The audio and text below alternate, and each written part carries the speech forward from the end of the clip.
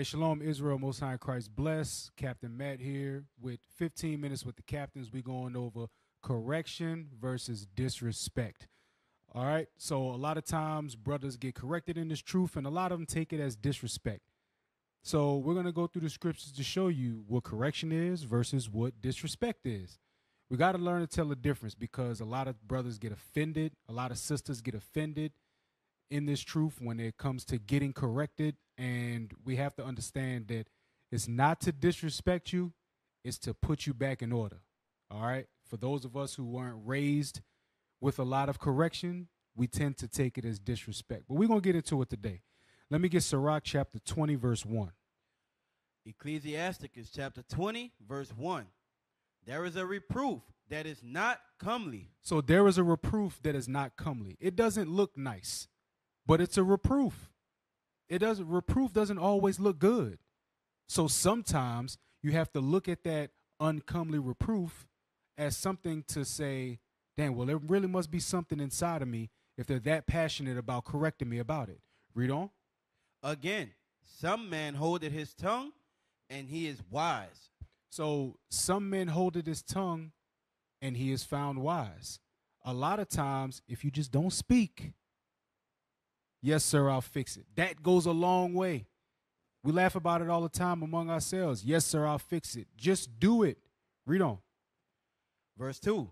It is much better to reprove than to be angry secretly. It's a lot better for you to correct someone or to get corrected than for you to be angry with that person secretly. Why?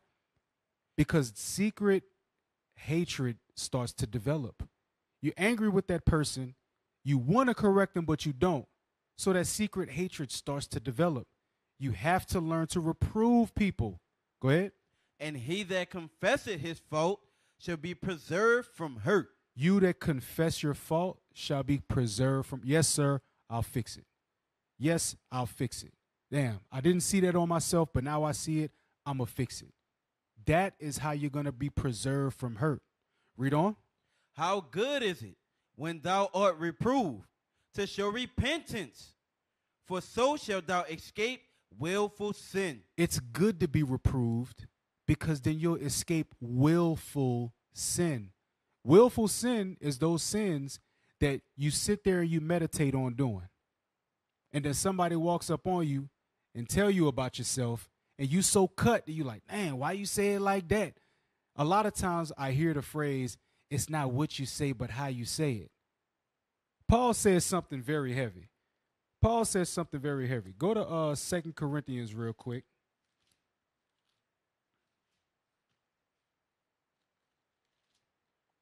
Chapter 11, verse 6. 2 Corinthians chapter 11, verse 6. But though I be rude in speech, yet not in knowledge. So Paul may have been rude in speech. There was a reproof that wasn't comely coming from Paul, but he wasn't rude in knowledge. You may have gotten offended by what he said, but he wasn't disrespectful to you. He just made you correct yourself vehemently. Look that word up. Go back to, let's jump over to Sirach chapter 19, verse 13. Ecclesiasticus chapter 19, verse 13. Admonish a friend. It may be he had not done it. And if he have done it, that he do it no more. That's what goes into that correction. You admonish them. An admonishment is a warning or a correction. It may be that they didn't do it.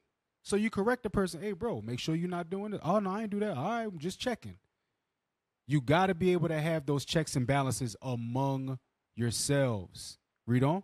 Admonish thy friend. It may be he had not said it. And if he have, that he speak it not again. That's what goes into that correction as well. Sometimes things may hit your ear and you want to jump on and correct somebody, but they didn't even do it or they didn't even say it. And somebody else was offended, took it as disrespect, brought it to you. You run with one side of the story, and now guess what? You're going off of what that person said, and it wasn't even like that. So that's why you warn that person. It may be they didn't say it. Read. Admonish a friend, for many times It is a slander. Because sometimes people do slander. Read. And believe not every tale. Don't believe everything that everybody tells you. All right? Read on. There is one that slippeth in his speech, but not from his heart. Why? Because there's sometimes people may be in the heat of the moment, they say something, or they don't mean what they say. It didn't come out the way that they meant it. Some people slip in their speech. That's why Christ told us in Matthew 5 to forgive. That's what turn the other cheek goes into. Stop being so quick to condemn and quick to do this and do that. Learn how to wink at ignorance sometimes. Read. And who is he that had not offended with his tongue? If the man that didn't offend with his tongue, he ain't offend nobody with his tongue, that man is perfect. It says that in James. All right? Jump over to Titus 1 and 13.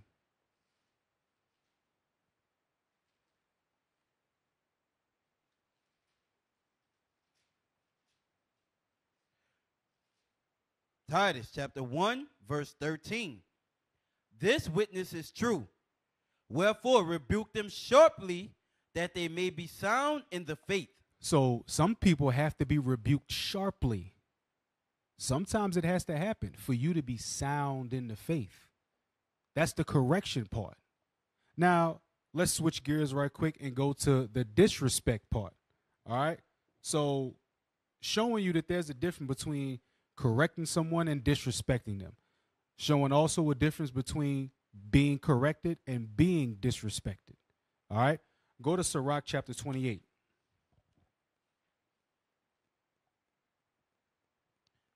Start at verse 1. Verse 9. Ecclesiasticus chapter 28, verse 9. A sinful man disquieted friends, and maketh debate among them that be at peace. So a sinful man disquieteth friends. Those are those people that like to argue. Like Ply said, you just want argue. Everybody like to argue. You want to argue about this. You want to argue about that. There's a lot of people who turn a healthy conversation into a debate and a disrespectful argument because they don't want to be one-upped in their feelings. They want to feel like they have some sort of superiority in the conversation. That's where disrespect comes in, because in that is pride. Pride is in the midst of that. Pride is in the midst of disrespect. I'm going to show you that. Jump over. We're going to come back to Sirach 28. Jump over to Sirach chapter 10 and verse 13. Ecclesiasticus chapter 10, verse 13. For pride is the beginning of sin. Pride is the beginning of sin. And he that hath it shall pour out abomination. When you pour out abomination, that means your speech, your actions, all of that, you're going to pour out abomination. Nothing is going to be clean coming out of your mouth because pride is in the midst. That goes to them that are disquieting friends and causing debate among them that be at peace. Go back to Sirach 28. Ecclesiasticus chapter 28, verse 9. A sinful man disquieted friends, and maketh debate among them that be at peace. Read. As the matter of the fire is, so it burneth. And as a man's strength is, so is his wrath. So as a matter of the fire is, so it burneth. So if a fire is in gasoline, it burns brighter. If a fire is in kerosene, it burns brighter. If it's in lighter fluid, it burns brighter. If it's on leaves, it burns a certain way. If it's in grass, it burns a certain way. So a lot of people add gasoline to the fire. They don't add water, they add gasoline, which turns into disrespect. Read on. And according to his riches, his anger riseth. Because a lot of people feel like, okay, well, I got more money. That pride enters in. Next thing you know, you have people with money that's talking about killing other people because they have money. They have the means to do it. They have people with money that will do God knows what, all manner of wickedness just to disrespect somebody because they have a lot of money, so they're going to have a lot of anger, which is going to in turn into disrespect. Go ahead.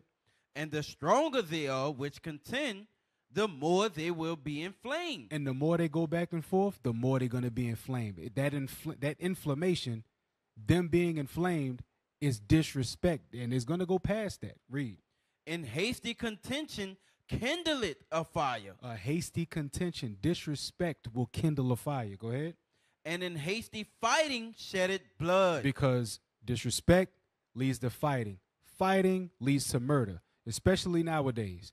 2024, most times our people ain't fighting. They're not fighting how they used to do in the 90s and the early 2000s. They're now killing one another in order to resolve conflict. Read. If thou blows a spark, it shall burn. So we have to understand how to deal with that disrespect, how to stop it. If you blow the spark, if you keep it going, it's going to burn. Read. If thou spit upon it, it shall be quenched. If you spit on it, it's going to be quenched, meaning you're going to be able to put that fire out. Read. And both these come out of thy mouth. You can either correct somebody or you can disrespect somebody. Go to Sirach chapter 41, verse 17. Ecclesiasticus chapter 41, verse 17. Be ashamed of whoredom before father and mother, and of a lie before a prince and a mighty man. So these things are the list from 17 on down is talking about things to be ashamed of.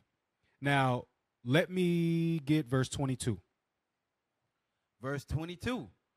Or to be over busy with his maid and come not near her bed, or of upbraiding speeches before friends. Upbraiding speeches. Upbraid means to correct somebody sharply to where you're disrespecting them. And there's another scripture that talks about upbraiding. We're going to get in a second. Read it again. Or to be over busy with his maid and come not near her bed, or of upbraiding speeches before friends. You disrespecting your own friends. Go ahead. And after thou hast given, upbraid not. So they got people that will give you something and will throw it right back in your face. That's disrespectful. Like if you gave it, consider it that I'm either going to give it back to you or I needed it for you to help me. Don't go throwing in my face everything that you did. They have a lot of people that fear doing favors for people because of that reason. You could lose a lot of friends that way. Go to Sirach 22, verse 22. Ecclesiasticus chapter 22, verse 22. If thou hast opened thy mouth against thy friend, fear not, for there may be a reconciliation. So there may be a reconciliation if you opened your mouth against your friend. Remember, we said admonish your friend. It may be that he had not said it. Admonish your friend. It may be that he had not done it. You may have came to him what may have looked like an accusation. But how you did it, you can either win that friend over or it can turn into some disrespect. And we're going to see one of the things you open up your mouth for, what happens. Go ahead. For there may be a reconciliation except for upbraiding. Except for upbraiding, disrespecting. Disrespecting your friends. They got some people that'll never be your friend no more. That'll never mess with you no more. They will keep their distance from you because you disrespectful. Read. Or pride. Or pride. Remember, pride is the beginning of sin. He that hath pride pours out of abominations. You pour out abomination, all manner of uncleanness is coming at you, out of you, because you're full of disrespect and contention and upbraiding. Read. Or disclosing of secrets. Disclosing of secrets, another form of disrespect. They trusted you with something, and yet you go telling all of their business to somebody else. Read. Or a treacherous wound. A treacherous wound could be a lot of different things. You told their secrets. You mess with their woman or sisters. You mess with their man. A lot of things, people take it, and those things are disrespectful. Not correction. Correction is not disrespectful. But these situations in the scriptures, those are disrespect. Read on. For these things every friend will depart. Every friend will depart for those things. People are not just going to allow you to disrespect them. All right? So this has been 15 Minutes with the Captains. I'm Captain Matthew out of New Orleans. All praise to the Most High. Shalom. What is a nation?